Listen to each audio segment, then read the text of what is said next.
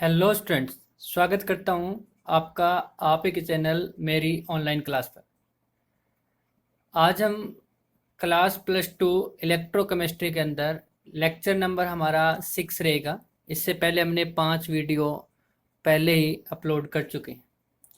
आज हम पढ़ेंगे simple concept resistance, resistivity, conductance, conductivity, molar conductivity के बारे में और किस तरह से हम कंडक्टिविटी फाइंड आउट कर सकते हैं इलेक्ट्रोलाइट की। और इसी के साथ साथ हम ये भी देखेंगे कि कौन कौन से फैक्टर ऐसे हैं जो कंडक्टिविटी पर इफेक्ट डालते हैं। तो चलिए आज का लेक्चर शुरू करते हैं। सबसे पहले हम बात करें इलेक्ट्रोलाइटिक कंडक्टेंस की। किसकी बात करें? इलेक्ट्रोलाइटिक कंडक्टेंस क्या होता है? तो देखो, वैसे तो हम बात करें तो हमने कई कैटेगरी बना रखी है, जैसे आपने पढ़ी भी होगी। जैसे मैं यहाँ पे लिख देता हूँ एक बार, इसको मैं थोड़ा सा छोटा कर देता हूँ ताकि हम इसको बाद में जरूरत पड़ने पर इसका यूज करेंगे। ठीक है, चलिए इसको हम यहाँ छोड़ देते हैं। देखिए, हम पढ़ते हैं कंडक्टर। कंडक्टर क्या होता है? जो अलो करता है पासिज ऑफ इलेक्ट्रिक करंट को। जो अपने अंदर जो करंट पास हो रहा है उस करंट को अलो करता है, उसको हम क्या बोलते हैं? कंडक्टर बोलते हैं। ठीक है, कंडक्टर को हमने दो कैटेगरी में डिवाइड किया था। फर्स्ट था हमारे पास मेटालिक कंडक्टर, ये कौन सा हो जाएगा? Metallic conductor. और जो दूसरा है वो दूसरा हो जाएगा इलेक्ट्रोलाइटिक कंडक्टर। दूसरा कौन सा हो जाएगा? Electrolytic conductor. तो ये दो कंडक्टर हमने पढ़े थे। क्या खास बात थी इनकी? मेटालिक कंडक्टर में करंट पास होने के बाद उसमें किसी प्रकार का कोई केमिकल चेंज नहीं आता, जबकि इलेक्ट्रोलाइटिक कंडक्टर के अंदर करंट पास होने के बाद उसमें एक केमिकल चेंज आ जाता है। ठीक, एक होता है इंसुलेटर। एक कौन सा होता है? इंसुलेटर, जो अपने अंदर से करंट पास ही नहीं होने जाता। और एक आपकी कैटेगरी बनती है किसकी? सेमी कंडक्टर की, जिससे हम एलईडी वगैरह बनाते हैं, डायोड बनाते हैं, ट्रांजिस्टर वगैरह बनाते हैं। सिलिकॉन और जर्मेनियम इसमें मोस्टली जो यूज होता है, P type N type semiconductor. और जिनकी कंडक्टिविटी बहुत ज़्यादा हो, रेजिस्टेंस अप्रोच कर रहा हो जीरो को और कंडक्टिविटी इनफाइनाइट को अप्रोच कर रहा हो, तो हम उसको हम बोलते हैं सुपर कंडक्टर। तो अभी ये ज़्यादा टॉपिक हमारे इन्वॉल्व नहीं है सुपर कंडक्टर का, तो बट आपको ये तो बेसिक नॉलेज है ही, कंडक्टर क्या होता है, इंसुलेटर क्या होता है, सेमी कंडक्टर क्या होता है। तो आज हम इसी पे हम बात करेंगे, इलेक्ट्रोलाइटिक की बात करनी है हमें। जस्ट ए मिनट, हमें बात करनी है आज इलेक्ट्रोलाइटिक। तो इसको हम बड़ा कर लेते हैं, देख लेते हैं क्या लिखा हुआ था। चलिए स्टार्ट करते हैं। इलेक्ट्रोलाइटिक कंडक्टेंस क्या होता है? उसमें कुछ टर्म है हमारे पास, रेजिस्टेंस, रजिस्टिविटी, कंडक्टेंस, कंडक्टिविटी। सबसे पहले पढ़ते हैं कि रेजिस्टेंस क्या होता है। Metallic metallic and electrolytic conductor दोनों आगे ना, मैंने बोला मेटालिक। मेटालिक कंडक्टर वो थे जिनमें करंट पास करने के बाद उसमें कोई केमिकल चेंज नहीं आता, जबकि इलेक्ट्रोलाइटिक कंडक्टर वो थे जिनमें से आपके पास करंट पास करने के बाद उनमें केमिकल चेंज आ जाता है। जैसे हमने बात की थी NaCl। ठीक है, स्ट्रॉन्ग इलेक्ट्रोलाइट की भी बात कर चुके हैं, वीक इलेक्ट्रोलाइट की भी बात कर चुके हैं। जिन्होंने पिछली वीडियो नहीं देखी वो एक बार पिछली वीडियो जरूर देखें। ये ओबे करते हैं किसको? ओम्स लॉ को। According to which, Ohm's law को ओबे करते हैं। और ओम्स लॉ के अकॉर्डिंग क्या होता है? Resistance of a conductor is the ratio of the applied potential difference and the current flowing. यानी ये तो देखो अभी बाद में बात करेंगे, अभी हम क्या बात करेंगे? रेजिस्टेंस होता है वो रेशो होता है according to Ohm's law, applied potential difference V और करंट फ्लोइंग I। यानी R को मैं क्या लिख सकता हूँ? V/I लिख सकता हूँ। वैसे तो हम क्या कहें कि जो V की जो यूनिट होती है वो होती है वोल्ट, और करंट की आपको पता क्या होता है? एम्पियर। तो वैसे तो यूनिट होगी हमारे पास वोल्ट पर एम्पियर। ठीक है, पर हम इसकी जो SI यूनिट है, रेजिस्टेंस की जो SI यूनिट है, वो हमारी SI यूनिट रहेगी ओम। इस बात का ध्यान रखें। अब आपको होगी एक ओम क्या होगा? तो एक ओम आपका होगा 1 वोल्ट पर एम्पियर को ही एक ओम बोला गया। 1 वोल्ट पर एम्पियर को एक ओम बोला गया। देखिए थोड़ा सा हम इसको समझते हैं। मान लीजिए ये एक वायर है, ये एक वायर है। अगर हम इसके अक्रॉस जो ये पोटेंशियल अप्लाई कर रहे हैं, पॉजिटिव नेगेटिव, ये जो पोटेंशियल अप्लाई कर रखा है ये 1 वोल्ट होना चाहिए, और ये अगर 1 वोल्ट है तो इसमें से जब इलेक्ट्रॉन आपकी पॉजिटिव की तरफ भागेंगे तो इसमें जो करंट फ्लो होगा आई, वो अगर आपका 1 एम्पियर हो जाता है, then we can say that the resistance of this wire, the resistance of this conductor is said to be 1 ohm. If applied potential across the conductor is 1 volt and the current flow through the conductor is 1 ampere, then the resistance of this conductor is said to be 1 ohm. देखो बच्चों, अगर ये मान लो 1 volt apply किया इस piece of wire पर, और मान लीजिए अगर नहीं हुआ ऐसा, अगर मान लीजिए ऐसा नहीं हुआ है कि 1 एम्पीयर करंट पास नहीं हुआ है, तो इसका मतलब उसका रेजिस्टेंस 1 ओम नहीं है। 1 ओम रेजिस्टेंस तो तभी होगा जब हम उस पर 1 वोल्ट अप्लाई करें और उसमें से करंट फ्लो हो जाए कितना, 1 एम्पियर। करंट फ्लो हो जाए कितना, 1 एम्पियर, तब हम उसको बोलेंगे कि उसका रेजिस्टेंस कितना आ जाएगा पास, 1 ओम हो जाएगा। ठीक है, तो 1 ओम की भी डेफिनेशन आई होप आपको समझ में आ गई होगी। ठीक है, चलिए बढ़ते हैं नेक्स्ट आपके पास आता है कंडक्टेंस। नेक्स्ट कौन सा आता है, conductance. The conductance of a conductor is equal to reciprocal of resistance. अब ये तो समझ आ गया इसकी ऐसा यूनिट क्या होगी थी, ओम, क्योंकि ओम साइंटिस्ट था और इसका सिंबल देखना चाहते थे ऐसे। इसका उल्टा हो जाएगा म्हो। अभी समझाते हैं कैसा हो जाएगा। अभी लिखा क्या है, conductance of a conductor is equal to the reciprocal of resistance. मतलब कहीं सी से डिनोट कर देते हैं, कहीं जगह में जी से भी डिनोट किया हुआ मिलेगा।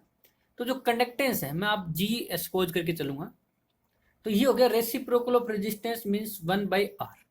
अब अगर हम इसी की बात करें तो इसकी यूनिट निकालना चाहें तो फॉर्मूले के अंदर यूनिट करें तो 1 में ओम, और ओम ऊपर चला जाएगा, इसका मतलब क्या बन जाएगा, ओम इनवर्स बन जाएगा। इसका मतलब क्या बन जाएगा, ओम इनवर्स बन जाएगा। और ओम इनवर्स को क्या लिख सकते हैं, ओम इनवर्स को हम लिख सकते हैं उल्टा हो गया मतलब, तो इसका एम पहले एच बाद में ओ बाद में हो। जैसे अगर आपको पता है कि ओम का सिंबल ऐसे था, तो मैंने अभी बात की थी उल्टा, तो इसका भी उल्टा कर देंगे सिंबल, तो ये सिंबल हो जाएगा महो। तो इसकी जो एसआई यूनिट है, कंडक्टेंस की जो एसआई यूनिट है, वो एसआई यूनिट हो जाएगी mho. It is the reciprocal of resistance. तो सिंपल से शब्दों में लिखना चाहो तो क्या लिख सकते हो, it is reciprocal of resistance. ये रेजिस्टेंस का रेसिप्रोकल है। Okay, it is the reciprocal of resistance. Clear है, यहां तक समझ में आया। तो रेजिस्टेंस क्या होता है, it is the ratio of applied electric potential and current. Conductance reciprocal of the resistance. अब आपको समझ आएगा कि सी की जो यूनिट है वो क्या होती है, महो, और आर की जो यूनिट होती है वो क्या होती है, ओम होता है। मैंने 1 ओम की डेफिनेशन को भी थोड़ा डिफाइन किया। ठीक है, आगे बढ़ते हैं। नेक्स्ट देखते हैं हम स्पेसिफिक रेजिस्टेंस। स्पेसिफिक रेजिस्टेंस क्या होता है, ठीक है, ये हम बात करें तो इसको हम सिंबल रखेंगे रो। सबसे पहले मैं ये कहूँ कि जो फैक्टर्स है which affect on resistance, factors which affect on resistance, कौन कौन से फैक्टर ऐसे हैं जो रेजिस्टेंस पर इफेक्ट डालते हैं। तो सबसे पहले नंबर 1 पे आएगा आपके पास लेंथ। नंबर 1 पे आ जाएगा पास लेंथ। लेंथ के क्या होता है, डायरेक्टली प्रोपोर्शनल होता है। Resistance is directly proportional to length. ठीक है, ये वैसे प्रूव कर लोगे आप फिजिक्स में, आप कंसेप्ट को देखोगे तो।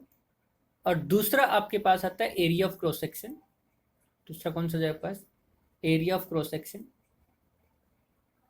रेजिस्टेंस जो है वो इनवर्सली प्रोपोर्शनल होता है एरिया ऑफ क्रॉस सेक्शन के। इसको हम इक्वेशन फर्स्ट कंसीडर कर लें, इसको हम इक्वेशन सेकंड कंसीडर कर लें। दोनों को कंबाइंड फॉर्म में लिखें तो हम ऐसे लिखते हैं R directly proportional to L but inversely proportional to area of cross section.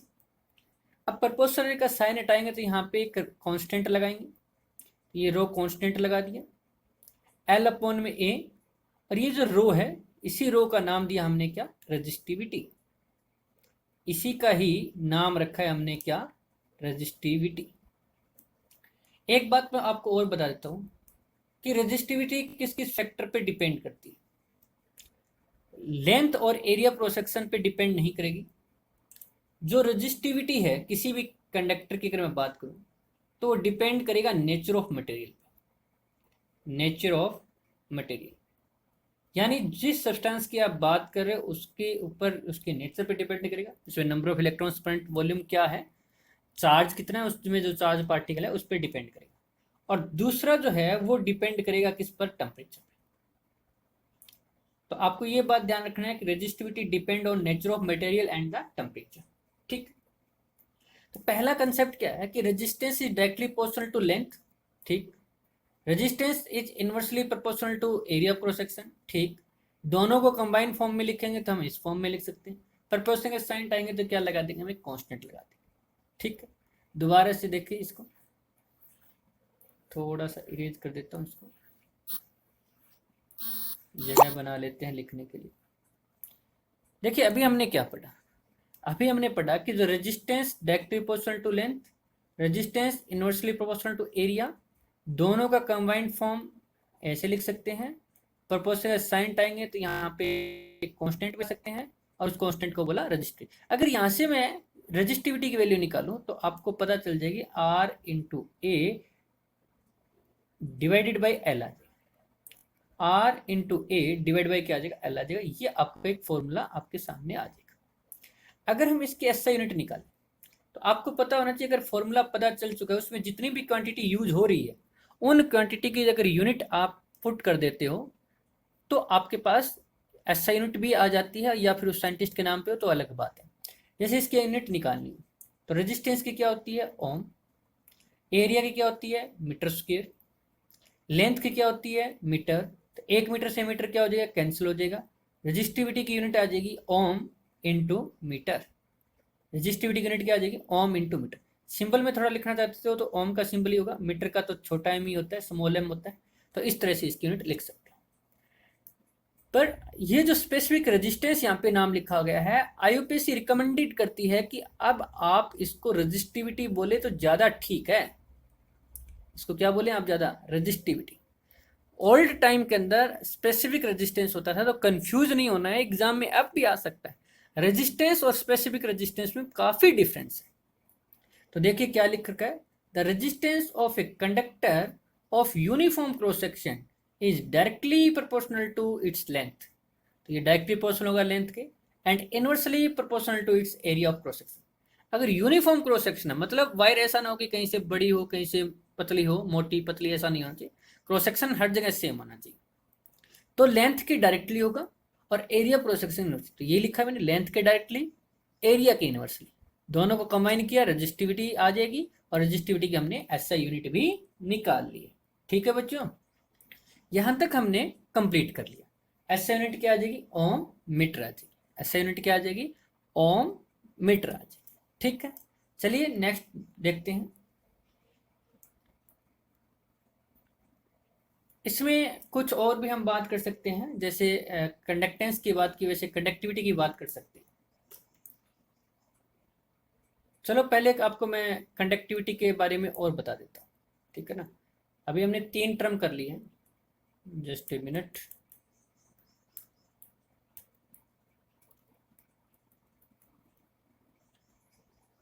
हाँ जी, देखिए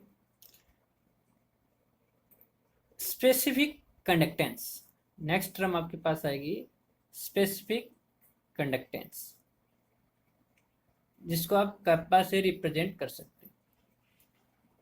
इसमें भी आईपीएससी रिकमेंडेड करती है कि इसको आप कंडक्टिविटी बोलिए, इसको आप क्या बोलिए, कंडक्टिविटी वर्ड यूज कीजिए तो आपके लिए ज्यादा बेटर रहेगा। ठीक है, देखो ध्यान से देखना, मैंने बात की रेजिस्टेंस, तो रेजिस्टेंस तो हो गया आपका आर।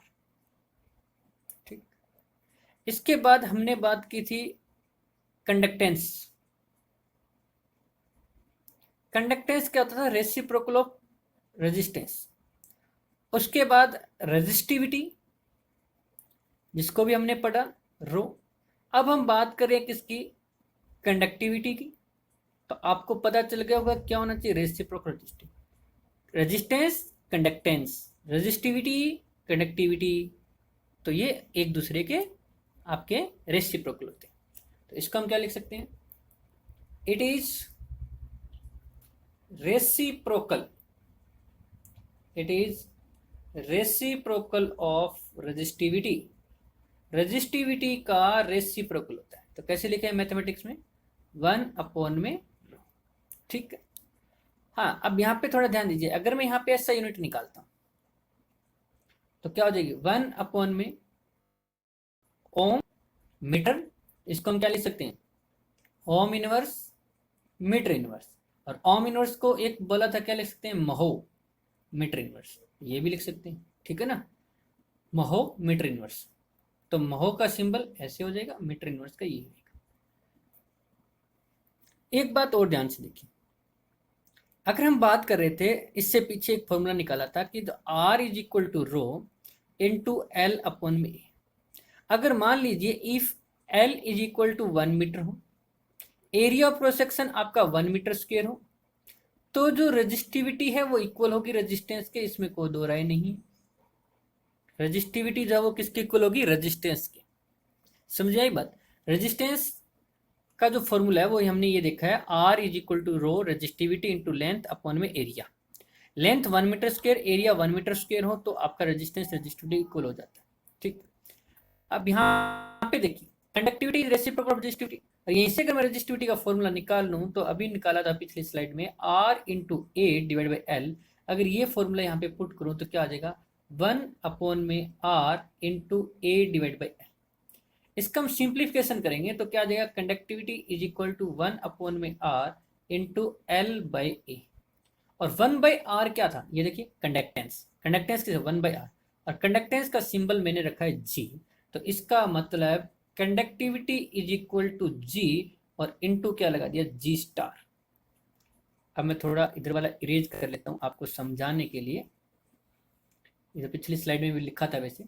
देखो अभी मैं क्या कर रहा हूँ कि जो कंडक्टिविटी है वो लिख दिया मैंने G इंटू जी स्टार। तो जी स्टार क्या है, जी स्टार है आपका सेल कांस्टेंट। आगे समझ में आएगा जब हम सेल पढ़ेंगे, एक और सेल पढ़ेंगे, कंडक्टिविटी सेल।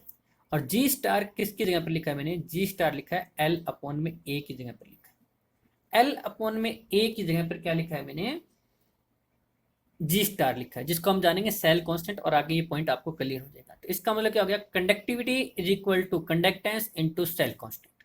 तो ये जो रिलेशन है ये भी काफी इंपॉर्टेंट है, आपको ध्यान रखनी चाहिए। ये फॉर्मूला, इस पे भी न्यूमेरिकल्स बनते हैं। ठीक है। तो conductivity is equal to conductance into G star. तो ये एक और छोटा सा टर्म था, स्पेसिफिक कंडक्टेंस, जिसको हम कंडक्टिविटी बोलेंगे, रेसिप्रोकल ऑफ रेजिस्टिविटी होगी। तो सीधा फॉर्मूला लिख दिया, कंडक्टिविटी इज इक्वल टू 1/रो, और रो की वैल्यू हमने पुट की, क्योंकि रो की वैल्यू होती है R into A divide by L. ये इस इक्वेशन ने पुट किया, उसके बाद सॉल्यूशन किया, आपका आंसर आ गया। 1/R की जगह पर मैं G लिख सकता हूँ, बट L/A की जगह पर मैंने एक और कांस्टेंट लिखा है जिसका नाम लिखा है सेल कांस्टेंट, और ये आपका G स्टार से हम रिप्रेजेंट करेंगे। चलिए यहाँ तक हो गए, हम आगे वाले कंसेप्ट को देखते हैं, या आगे वाली जो स्लाइड है उसको हम देख लेते हैं। इसको हम इरेज कर देते हैं, वापस हमारे स्लाइड को लेके आते हैं। देखिए, आई होप आपको विजिबल हो रहा हो यहाँ पे।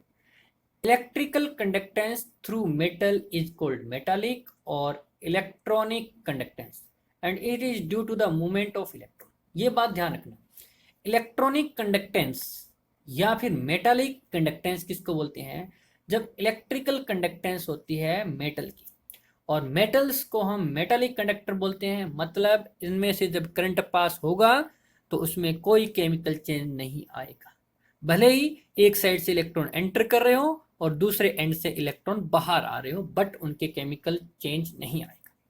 और ये जो इलेक्ट्रिक करंट होता है वो किसके वजह से, due to movement of electrons की वजह से होता है। तो इलेक्ट्रॉनिक कंडक्टेंस किस किस पे डिपेंड करता है, सबसे पहले मैं केवल इलेक्ट्रॉनिक कंडक्टेंस की बात कर रहा हूं, मतलब मेटालिक कंडक्टेंस की बात कर रहा हूं, अभी इलेक्ट्रोलाइटिक की बात नहीं कर रहे। इलेक्ट्रोलाइट की नेक्स्ट स्लाइड में बात करेंगे। पहला, the nature and structure of metal. भी नेचर ऑफ मेटल पे डिपेंड करता है। जैसे सोडियम मेटल है तो आपको पता है वो एक इलेक्ट्रॉन लॉस कर पाएगी, ठीक है ना। अब जैसे कॉपर मेटल है तो कॉपर मेटल क्या कर पाएगी, 2 इलेक्ट्रॉन लॉस कर पाएगी। सिल्वर है वो 1 इलेक्ट्रॉन लॉस कर पाएगी, और एल्यूमिनियम है वो 3 इलेक्ट्रॉन लॉस कर पाएगी। तो आप देख सकते हो कि ये कॉपर की वायर, सिल्वर की वायर, एल्यूमिनियम की वायर जो होती है, इनमें आपके पास अलग अलग इलेक्ट्रॉन्स हैं। तो उस वजह से आपके पास इनके स्ट्रक्चर जो बनेगा, जैसे किसी में क्लोजली पैक्ड होगा, मूवमेंट कितनी हो पाएगी, कितनी उसके बीच में गैप होगा, उसके हिसाब से डिपेंड करेगा। दूसरा, नंबर ऑफ वैलेंस इलेक्ट्रॉन पर एटम, उस पर भी डिपेंड कर रहे हैं। देखो नंबर ऑफ वैलेंस इलेक्ट्रॉन कितने हैं, कितने वो लॉस कर पाएगा, कितने उसके अंदर नंबर ऑफ फ्री इलेक्ट्रॉन्स होंगे। अगर नंबर ऑफ फ्री इलेक्ट्रॉन ज्यादा होंगे, अगर मैं ये कहूँ कि नंबर ऑफ वैलेंस इलेक्ट्रॉन पर एटम अगर आपके ज्यादा होंगे, ये ऊपर का लोग ज्यादा ज्यादा होंगे, तो जो आपकी कंडक्टिविटी है, जो आपकी कंडक्टिविटी है, या हम कहें जो इलेक्ट्रॉनिक कंडक्टेंस है या कंडक्टिविटी होगी, वो भी आपकी क्या होगी, ज्यादा होगी। वो भी क्या होगी आपके पास, ज्यादा होगी, यानी करंट ज्यादा पास होगा। देखो अभी फॉर्मूला क्या था, conductivity is equal to 1/r/L/A। अब मैंने कहा कि जब नंबर ऑफ फ्री इलेक्ट्रॉन ज्यादा होंगे, नंबर ऑफ फ्री इलेक्ट्रॉन ज्यादा होंगे, इसका मतलब करंट ज्यादा फ्लो करेगा। और जब करंट ज्यादा फ्लो करेगा, इसका मतलब हो गया रेजिस्टेंस कम होगा। और अब देख लो, अगर आर की वैल्यू कम होगी तो कंडक्टिविटी की वैल्यू ज्यादा हो जाएगी, तो कंडक्टिविटी इंक्रीज हो जाएगी। टेम्परेचर के साथ it decrease with increase of temperature. Very important point, very very important. जब हम इलेक्ट्रोलाइटिक कंडक्टेंस की बात करेंगे तो टेम्परेचर के साथ इंक्रीज विद इंक्रीजिंग टेम्परेचर आएगा, जबकि मेटालिक के साथ टेम्परेचर बढ़ाने से it decrease with increase of temperature. क्यों? क्योंकि जब आपके पास मान लीजिए एक वायर है और इस वायर के अंदर ये फ्री इलेक्ट्रॉन है जिसकी वजह से करंट फ्लो होता है, और ये जो आपके फ्री इलेक्ट्रॉन है अगर टेम्परेचर बढ़ा दिया तो इनकी काइनेटिक एनर्जी बढ़ जाएगी, इनकी वेलोसिटी बढ़ जाएगी। और अगर इनकी वेलोसिटी इंक्रीज हो जाएगी तो इनका जो रिलैक्सेशन टाइम होता है वो डिक्रीज हो जाता है। रिलैक्सेशन टाइम डिक्रीज होने से आपके पास जो टेम्परेचर बढ़ाने से क्या होगा, रिलैक्सेशन टाइम जो वो क्या हो जाएगा, डिक्रीज हो जाएगा। और टेम्परेचर अगर डिक्रीज होगा तो आपकी जो रेजिस्टिविटी है वो भी डिक्रीज होगी, क्योंकि रिलैक्सेशन टाइम के डायरेक्टली प्रोपोर्शनल है। ठीक है, तो आप इस तरह से निकाल सकते हो। तो it is decrease with increase of temperature. जैसे दूसरे शब्दों में देखा जाए तो मैं आपको बता सकता हूँ कि इसकी मतलब आपस में टकराने ज्यादा हो जाएगा, आपस में ये टकरा के इधर उधर वापस आएंगे, तो यहाँ से number of electron come flow हो पाएंगे, चार्ज कैरियर कम पास होंगे। चार्ज कैरियर कम पास होंगे तो करंट क्या होगा, कम होगा। और अगर करंट कम होगा तो आपका रेजिस्टेंस जो है वो ज्यादा हो जाएगा। ठीक है, क्लियर है? तो ये आपके पास डिक्रीज होगा विद इंक्रीज ऑफ टेम्परेचर। ठीक, तो ये कंडक्टिविटी जो है वो डिक्रीज हो जाएगी with increasing temperature. Next point देखते हैं, when electrolytes are dissolved in water they furnish their own ions in the solution, hence its conductivity also increase। जब इलेक्ट्रोलाइट्स को वाटर के अंदर डिजोल्व कराए जाते हैं तो अपने आयन प्रोड्यूस करता है खुद के, जैसे NaCl को वाटर में डाला, NaCl को जैसे ही वाटर के अंदर डाला, NaCl इज इलेक्ट्रोलाइट, और इलेक्ट्रोलाइट को जैसे ही वाटर के अंदर डाला तो ये आयनाइज होता है। आपको पता है Na positive aqueous plus Cl negative aqueous, just a minute, sorry, Cl negative aqueous. ठीक है, इस तरह से। तो उसके कारण नंबर ऑफ आयंस ज्यादा होंगे, मतलब चार्ज पार्टिकल ज्यादा हो रहे हैं, और चार्ज पार्टिकल ज्यादा होगा तो करंट पास ज्यादा होगा, करंट पास ज्यादा होगा तो रेजिस्टेंस कम होगा, और रेजिस्टेंस अगर कम होगा तो कंडक्टिविटी जो है वो आपकी ज्यादा हो जाएगी। क्लियर है इस फॉर्मूले से? ठीक, the conductance of electricity bye ions present in the solution is called electrolytic या फिर आयनिक कंडक्टेंस।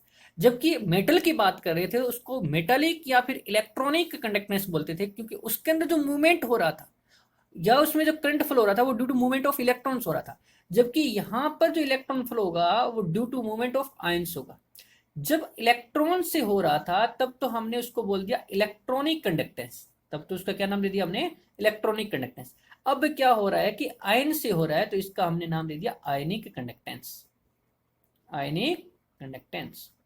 ठीक है, क्लियर है पॉइंट? कंडक्टिविटी भी निकाल सकते हो, कंडक्टेंस भी निकाल सकते हो, बात एक ही है, क्योंकि कंडक्टेंस भी तो रेसिप्रोकल ऑफ रेजिस्टेंस है। ये देखो ये भी रेसिप्रोकल ऑफ रेजिस्टेंस है कंडक्टिविटी, और कंडक्टेंस भी तो आपका रेसिप्रोकल ऑफ रेजिस्टेंस है। कंफ्यूज नहीं होना आपको, बस मैं आपको कंडक्टिविटी के हिसाब से करा रहा हूँ। देखो लिखा भी यहाँ पे, the conductivity of electrolyte solution या आयनिक सॉल्यूशन डिपेंड्स ऑन, किस किस पर डिपेंड करता है उसकी हम थोड़ी सी चर्चा कर लेते हैं।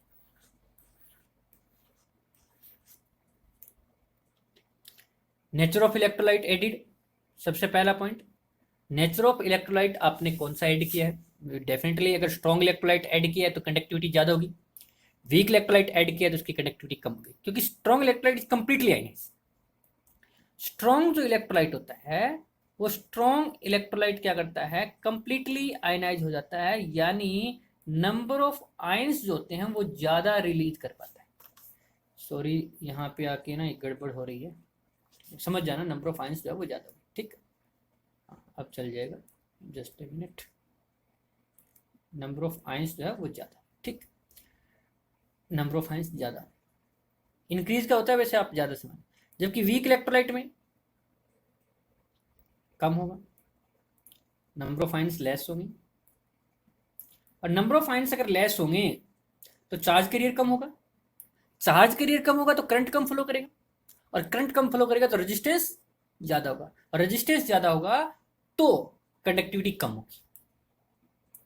जबकि स्ट्रॉन्ग इलेक्ट्रोलाइट की अगर हम बात करें, जबकि हम स्ट्रॉन्ग इलेक्ट्रोलाइट की बात करें तो नंबर ऑफ आयंस जो है स्ट्रॉन्ग इलेक्ट्रोलाइट में नंबर ऑफ आयंस ज़्यादा होंगे, चार्ज कैरियर ज़्यादा होंगे, चार्ज कैरियर मूवमेंट ज़्यादा होगा, आपका चार्ज करंट ज़्यादा फ्लो करेगा, और करंट ज़्यादा फ्लो करेगा, रेजिस्टेंस कम होगा, रेजिस्टेंस कम होगा तो कंडक्टिविटी ज़्यादा। तो स्ट्रॉन्ग इलेक्ट्रोलाइट की जो कंडक्टिविटी होती है वो ज़्यादा होती है as compare to weak electrolyte, ये डिपेंड करता है आपने कौन सा इलेक्ट्रोलाइट ऐड किया। Second, size of the ion produced and their solvation, ion का साइज कैसा है उस पर भी डिपेंड करेगा, और देयर सोल्वेशन, सोल्वेशन का मतलब हो गया कि सोल्यूट सोलवेंट के बीच में इंटरेक्शन, अगर सोल्यूट और सोलवेंट के बीच में इंटरेक्शन ज्यादा होगी तो मूवमेंट कम होगी, मूवमेंट कम होगी तो रेजिस्टेंस ज्यादा होगा, और रेजिस्टेंस ज्यादा होगा तो आपकी कंडक्टिविटी कम हो जाएगी। तो यानी सोल्यूट और सोलवेंट के बीच में इंटरेक्शन अगर कम होगी, सोल्यूट और सोलवेंट के बीच में इंटरेक्शन कम होगी तो कंडक्टिविटी ज्यादा होगी।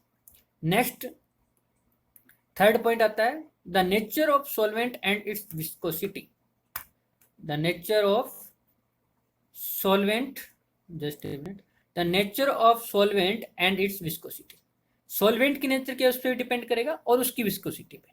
अगर विस्कोसिटी ज्यादा होगी तो कंडक्टिविटी कम होगी।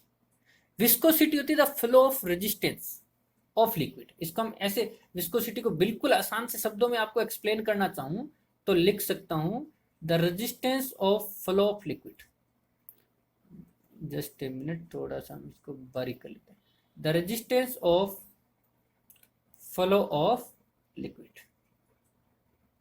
लिक्विड जो फ्लो कर रहा है उसका रेजिस्टेंस क्या है उस पर डिपेंड करता है, और अगर वो ज्यादा है, रेजिस्टेंस अगर ज्यादा है तो विस्कोसिटी ज्यादा है। अब फ्लो ऑफ लिक्विड का रेजिस्टेंस ज्यादा है मतलब फ्लो नहीं कर रहा है, अगर सोलवेंट फ्लो नहीं कर पा रहा है तो उसके अंदर जो आयंस होंगे, जो हमने इलेक्ट्रोलाइट ऐड किया है वो मूवमेंट नहीं हो पाएगी, और वो मूवमेंट नहीं हो पाएगी इसका मतलब करंट फ्लो कम होगा, करंट कम फ्लो होगा तो रेजिस्टेंस ज्यादा होगा, रेजिस्टेंस ज्यादा होगा तो कंडक्टिविटी कम होगी, ठीक है। तो विस्कोसिटी अगर ज्यादा होगी तो भी कंडक्टिविटी कम होगी। कंसंट्रेशन ऑफ इलेक्ट्रोलाइट पे डिपेंड करता है, ये आपका डिपेंड करता है कंसंट्रेशन ऑफ इलेक्ट्रोलाइट। अगर कंसंट्रेशन ऑफ इलेक्ट्रोलाइट को अगर मैं इंक्रीज कर दूं तो कंडक्टिविटी क्या हो जाएगी आपकी, इंक्रीज हो जाएगी। कंसंट्रेशन ऑफ इलेक्ट्रोलाइट ऐड करना, इलेक्ट्रोलाइट की ज्यादा अमाउंट डालना, और इलेक्ट्रोलाइट की ज्यादा अमाउंट डालोगे तो नंबर ऑफ आयंस ज्यादा हो जाएंगे, और नंबर ऑफ आयंस ज्यादा हो जाएंगे तो चार्ज कैरियर ज्यादा हो जाएंगे, वहां पे चार्ज कैरियर का मूवमेंट ज्यादा हो जाएगा जिसके कारण करंट ज्यादा फ्लो करेगा, और करंट ज्यादा फ्लो करेगा तो रेजिस्टेंस कम होगा, और रेजिस्टेंस कम होगा तो कंडक्टिविटी ज्यादा होगा। तो ये बात तो ध्यान रखना कि कंडक्टिविटी जो होती है, ये बात ध्यान रखना, जो कंडक्टिविटी जो होती है वो डायरेक्टली प्रोपोर्शनल होती है किसके, कंसंट्रेशन ऑफ इलेक्ट्रोलाइट के, किसके डायरेक्टली प्रोपोर्शनल होती है, concentration of electrolyte. Next temperature, temperature it is increase with increase temperature, जबकि उस केस में क्या था, उस केस में तो इलेक्ट्रॉन की वजह से हो रहा था, और जब एक वायर के अंदर इस तरह से इसके अंदर जो फ्री इलेक्ट्रॉन्स थे उस इलेक्ट्रॉन के बीच में कोलिजन बढ़ रहा था, रिलैक्सेशन टाइम घट रहा था, जिसके कारण ऐसा हो रहा था। जबकि यहाँ पे तो क्या है, आयंस है, थोड़ा सा अगर टेम्परेचर बढ़ाया है तो हो सकता है कि जो इलेक्ट्रोलाइट जो कंप्लीटली आयनाइज नहीं हुआ था वो और कोशिश करेगा आयनाइज होने की, नंबर ऑफ आयंस ज्यादा होंगे, नंबर ऑफ आयंस ज्यादा होंगे, चार्ज कैरियर ज्यादा होगा, और चार्ज कैरियर ज्यादा होगा तो करंट फ्लो ज्यादा करेगा, और जिसमें करंट फ्लो ज्यादा करेगा इसका मतलब उसका रेजिस्टेंस क्या होगा, कम, रेजिस्टेंस कम होगा तो कंडक्टिविटी क्या होगी, ज्यादा होगी। तो इसलिए टेम्परेचर बढ़ाने से देखो क्या क्या चेंज आया, टेम्परेचर इंक्रीज किया, नंबर ऑफ आयंस ज्यादा होंगे, या नंबर ऑफ आयंस की मूवमेंट ज्यादा होगी, नंबर ऑफ आयंस या उनकी मूवमेंट ज्यादा होगी। अगर ऐसा हुआ, मूवमेंट अगर इंक्रीज हुई तो आपका रेजिस्टेंस डिक्रीज हो जाएगा, रेजिस्टेंस डिक्रीज हो जाएगा तो कंडक्टिविटी क्या हो जाएगी, इंक्रीज हो जाएगी। तो ये फैक्टर्स आपको ध्यान रखना। चलिए नेक्स्ट स्लाइड की तरफ बढ़ते हैं।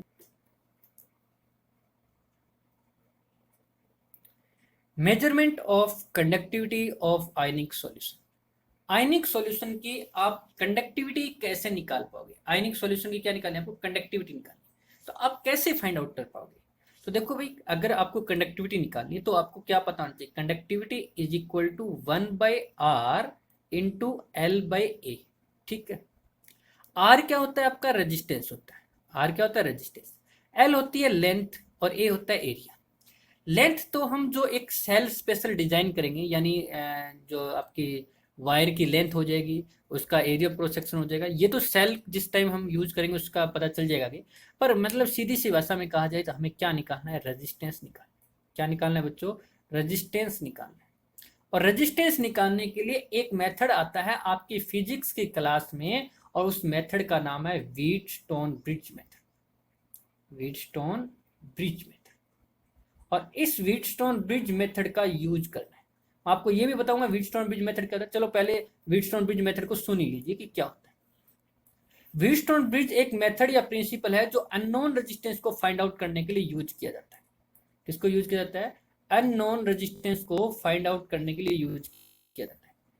उसी बेस पे हमने एक इंस्ट्रूमेंट बना रखा है, एक डिवाइस बना रखा है जिसका नाम है मीटर ब्रिज, वो भी आप फिजिक्स में पढ़ोगे। और metre bridge is use to calculate the unknown resistance of device. इसमें क्या होता है, देखो 4 रेजिस्टेंस होते हैं, ये 4 पॉइंट बना देता हूं। इन 4 पॉइंट की अगर बात करें तो यहां पर एक रेजिस्टेंस होता है, यहां पर एक रेजिस्टेंस होगा, यानी चारों पॉइंट के बीच में एक एक रेजिस्टेंस लगा होगा। मैं डिटेल नहीं कराऊंगा, जिनको फिजिक्स का कंसेप्ट क्लियर है वो इसका रिजल्ट मैं यहाँ पे डायरेक्ट यूज करूंगा। Let us suppose this is R1 resistance, R2, R3 and R4। और ये जो 2 पॉइंट है उनको आपस में गैल्वेनोमीटर से कनेक्ट कर देना है। और जो बाकी जो 2 पॉइंट बचे, उन पॉइंट को जैसे नाम भी दे सकते हो आप, A B C D, B और डी को गैल्वेनोमीटर के थ्रू कनेक्ट करना है, और ए और सी को आपस में कनेक्ट करना है through a potential, positive negative. ये मैंने अप्लाई कर दिया, ये हो गया आपका व्हीटस्टोन ब्रिज बन के तैयार। ठीक है, अब इसमें क्या होता है कि मान लीजिए एक रेजिस्टेंस अननोन है, लेट अस सपोज R2।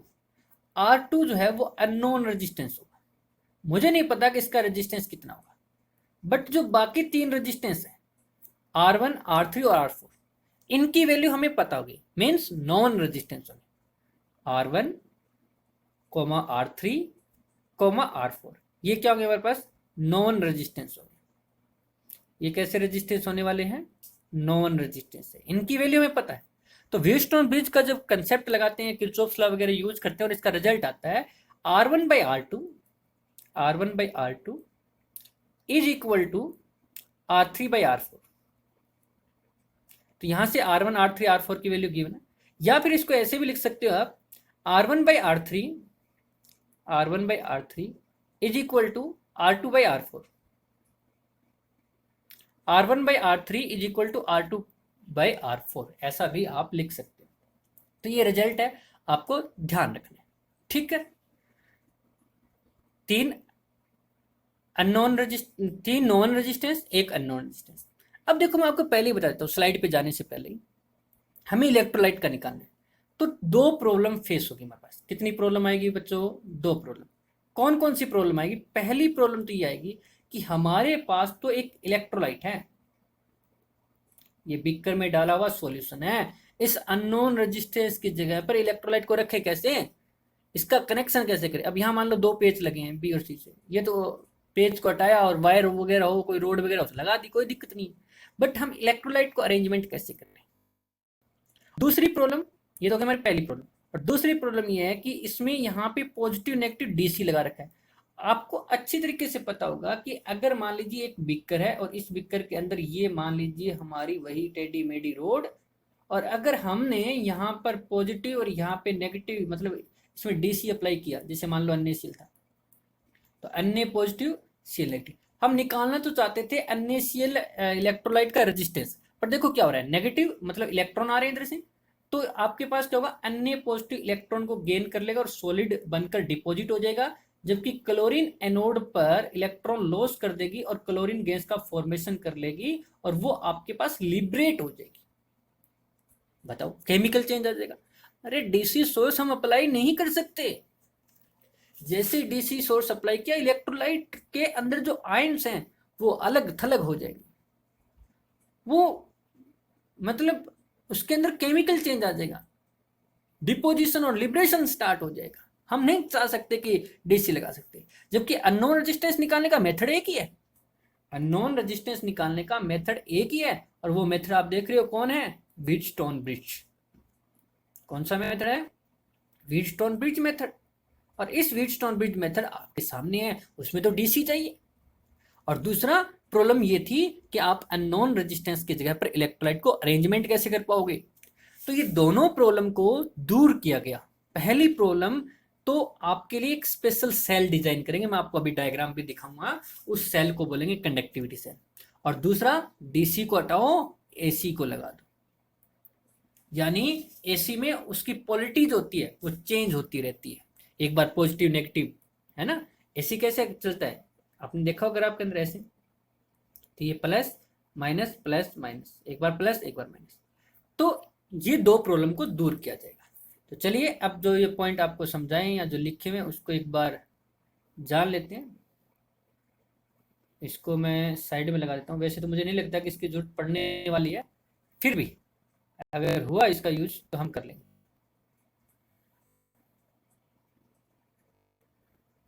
इसको यहाँ छोड़ देते हैं कॉर्नर पे, जब जरूरत होगी तो देखें, ठीक। हाँ जी, हमारी स्लाइड को प्रकट किया जाए। हाँ, अब देखिए, measurement of conductivity of ionic solution, we know that the accurate measurement of unknown resistance can be performed on a Wheatstone bridge। जैसे मैंने आपको बताया, एक Wheatstone bridge के द्वारा ही हम इसका एक्यूरेट निकाल सकते हैं। हालांकि measuring the resistance of an ionic solution we face two problem, वो एक अलग बात है कि हम निकाल तो सकते हैं, और जो मैंने आपको मैंने दो प्रॉब्लम बताई, उस दो प्रॉब्लम से आपको फेस आउट भी होना पड़ेगा। पहली क्या है, passing the direct current, DC current नहीं अप्लाई कर सकते, क्योंकि डीसी करंट चेंज कर देता है कंपोजिशन ऑफ द सॉल्यूशन। जैसे NaCl के अंदर Na पॉजिटिव Cl नेगेटिव था, वो तो चेंज हो गया, सोडियम डिपॉजिट हो गया, सॉलिड बन गया, क्लोरीन गैस बन के बाहर आ गई, तो भाई चेंज आ गया।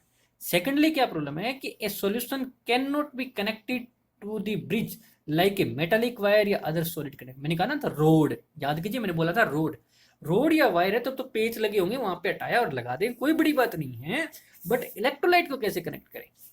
फिर मैंने आपको समझाया भी था भी ये प्रॉब्लम कोई खास बात नहीं है, हटाया जा सकती है। तो first difficulty is resolve by using an alternating current, पहली प्रॉब्लम हम अल्टरनेटिंग करंट सोर्स अप्लाई करेंगे, and second problem is solved by using a specially design cell या वेसल्स कॉल्ड कंडक्टिविटी सेल। तो एक स्पेशल सेल डिजाइन कर रखा है, मैं आपको दिखाता हूँ। अभी चलते हैं नेक्स्ट स्लाइड पर, ठीक है। आई होप आपको ये समझ में आ रहा है। आपको लगता है कि ये लेक्चर आपको समझ में आ रहा है, आपके कंसेप्ट क्लियर हो रहे हैं, तो इस वीडियो को लाइक करें, शेयर करें, इस चैनल को सब्सक्राइब करें, ताकि आपको इसी तरह की वीडियो सबसे पहले आपको मिले। और आपको लगता है कि कुछ इसमें चेंजिंग करना है तो भी आप बता सकते हो कमेंट बॉक्स के द्वारा, ठीक है। चलिए नेक्स्ट स्लाइड पे चलते हैं। ये रहा जी आपका कंडक्टिविटी सेल, ये है वो।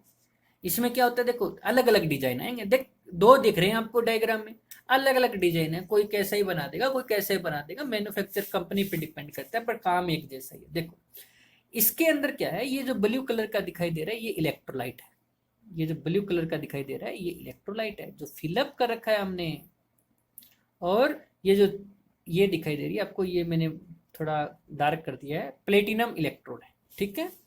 और ये जो वायर है वो कनेक्टिंग वायर या प्लेटिनम वायर है जो ग्लास शील्ड से फिल्ड है। ये आपको ओपनिंग पोर्ट दिख रहा होगा, यहाँ से आप इलेक्ट्रोलाइट को बाहर निकाल सकते हो और इलेक्ट्रोलाइट को डाल भी सकते हो, जिसका अब कोई दिक्कत नहीं है। फिर से बनाता हूँ मैं वही डायग्राम, समझिए एक बार फिर से।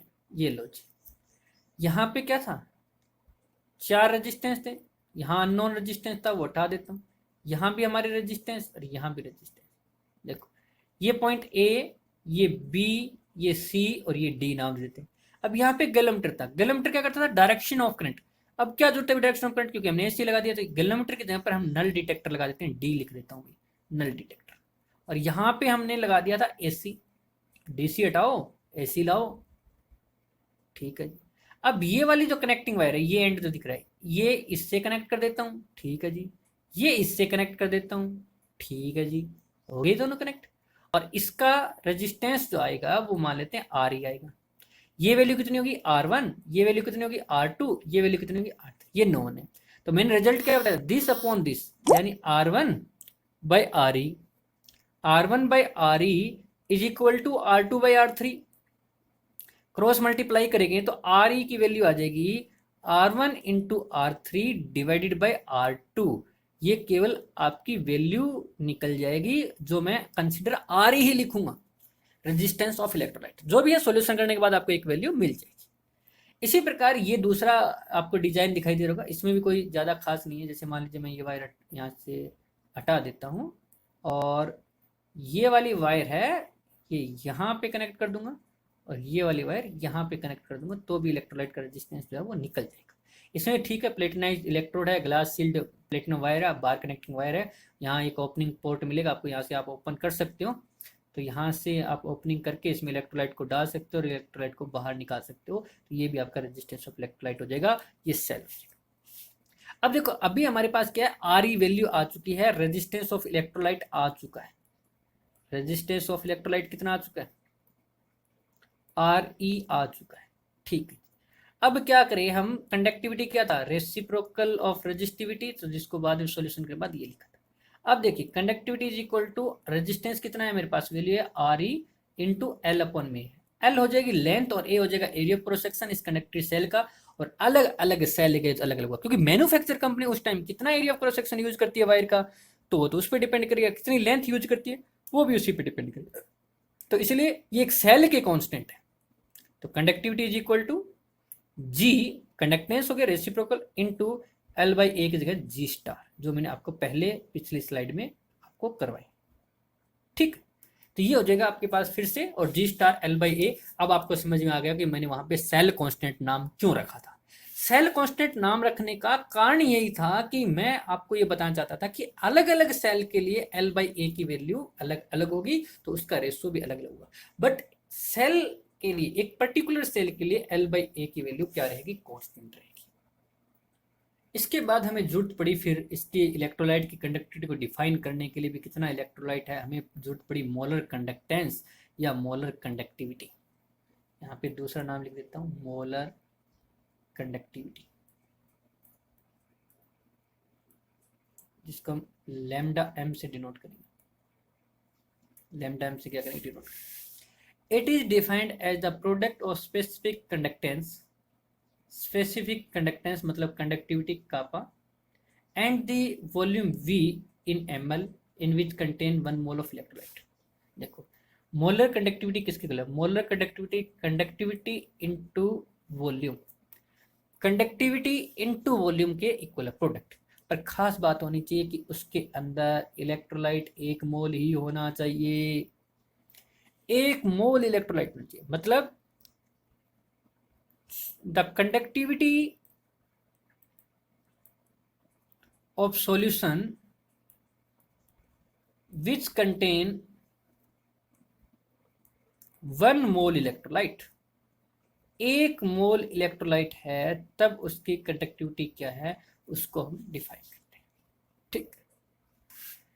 और वैसे करें तो कंडक्टिविटी ज्यादा होगी तो मोलर कंडक्टिविटी ज्यादा होगी, अगर वॉल्यूम ज्यादा ले लिया तो भी आपकी कंडक्टिविटी, मोलर कंडक्टिविटी वो क्या होगी, ज्यादा होगी। तो ये जो है वो प्रोडक्ट होता है कंडक्टिविटी का और वॉल्यूम का। कंडक्टिविटी को यहाँ पे स्पेसिफिक कंडक्टेंस लिखा है, कंफ्यूज नहीं होना है। आईपीएससी जो है वो रिकमेंडेड यही करती है कि कंडक्टिविटी वर्ड यूज करें। तो molar conductivity conductivity into volume, ठीक है। अब देखिए यहाँ पर अगर हम बात करें तो एक फॉर्मूला और भी आएगा, कंडक्टिविटी तो ऐसे ही रहेगा। अब मोलरिटी, क्योंकि 1 मोल इलेक्ट्रोलाइट V के अंदर तो मोलरिटी होती है, तो हम यहाँ पे क्या लगा दें, मोलरिटी। या हम कहें कि सीधी सी भाषा में बात की जाए ये तो कन्वर्जन के लिए आया है, मैं आपको अभी बता दूंगा।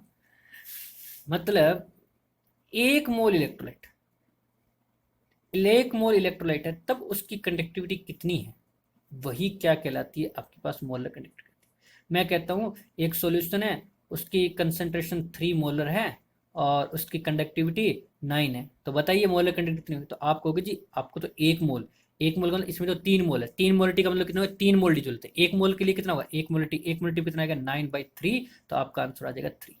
इसका मतलब क्या क्या आपने ऊपर तो लिखा है कंडक्टिविटी और नीचे लिखा है concentration, where C is concentration. C क्या रह जाएगा आपके पास, कंसंट्रेशन। तो ये भी फॉर्मूला यूज कर सकते हो, ये तो एक बैलेंस करने के लिए। और सी जो कंसंट्रेशन है वो कंसंट्रेशन किस में लेनी है आपको, मोलरिटी में ही लेनी है। किस में लेनी है, मोलरिटी में ही लेनी है। ठीक है, तो ये फॉर्मूले कोई मुश्किल काम नहीं, आप बता सकते। देखो यहाँ पे फॉर्मूला लिखा भी है, molar conductivity conductivity into C. In the above equation अगर के को एक्सप्रेस करते हैं हम एस यानी सीमन पर मीटर। देखो एक और फॉर्मूला बताता हूँ मैं। अभी हम कंडक्टिविटी की बात कर रहे थे, हमने बोला ohm inverse metre inverse. Ohm inverse को सीमन भी बोलते हैं, ठीक है। सीमन बोलकर भी आप इससे एस कैपिटल एस सिंबल रख सकते हो। एंड द कंसंट्रेशन सी इन मोल पर लीटर, अगर आपके पास कंसंट्रेशन है वो मोल पर लीटर के अंदर है, तो आप कैसे लिख सकते हो, तो आप 1 मोल पर लीटर कैसे, देखो इसकी यूनिट और इसकी यूनिट बराबर आनी चाहिए। तो 1 मोल पर मीटर क्यूब को कैसे लिख सकता हूँ, 1000 litre divide by metre cube, ठीक है, इनटू मोलिटी। मोलिटी की यूनिट क्या होती है, मोल पर लीटर, मोल पर लीटर। तो क्या हो जाएगा, लीटर से लीटर क्या हो जाएगा, कैंसिल हो जाएगा, लीटर से लीटर कैंसिल हो जाएगा। अब 1 मोल पर मीटर क्यूब कितना हो गया, 1 मोल पर मीटर क्यूब हो गया आपका, देखिए 1000 यानी 1000, लीटर से लीटर कैंसिल हो गया, मोल और पर मीटर क्यूब, यानी एक ही बात लिखा है। अब इसका मतलब क्या हो गया, इसका मतलब हो गया कि 1 मोल पर मीटर क्यूब के अंदर है। और वॉल्यूम अगर हम लीटर की बात करें तो ml वगैरह लीटर में कन्वर्ट करने के लिए हमने क्या लगा दिया, उसको 1000 से मल्टीप्लाई करते थे। तो volume, solution of volume 1 litre लेना होता है, वॉल्यूम सॉल्यूशन कितना लेना होता है, 1 लीटर लेना होता है। तो अगर यहाँ से हम बात करें, तो अगर हम बात करें 1 मोल पर मीटर क्यूब को, आपको डायमेंशन एनालिसिस होना चाहिए कि लेफ्ट हैंड साइड का डायमेंशन फॉर्मूला और राइट हैंड साइड का डायमेंशन फॉर्मूला सेम आता है, तो हम उसको उससे लिख सकते हैं। तो यही बात करें, हम यूनिट का यूज किया, the unit of lambda M are in siemens metre mole square, it may be noted that 1 mole पर मीटर क्यूब को कैसे लिखते हैं, 1000 लीटर पर मीटर क्यूब, और इंटू क्या कर देंगे, मोलरिटी कर देंगे, इंटू हम क्या कर देंगे, मोलरिटी। तो मोलरिटी की यूनिट क्या होती है, मोल पर लीटर, तो लीटर से लीटर कैंसिल हो जाएगा, मोल पर मीटर क्यूब भी आपका आंसर आएगा। उसके बाद आप इस फॉर्मूले के अंदर वैल्यू पुट कर सकते हो। तो 1 मोल पर मीटर क्यूब की जगह पर आप क्या लिख सकते हो, वो देखिए स्पष्ट, इतना आप अगर पुट करोगे तो आपका ये फॉर्मूला जो है वो बन जाएगा। ठीक है, तो आई होप आपको ये समझ में आया होगा। फिर भी कोई डाउट रहता है तो कमेंट बॉक्स में बताएं, हम आपका सॉल्यूशन जरूर करेंगे। आज की वीडियो में इतना ही, थैंक यू बच्चों।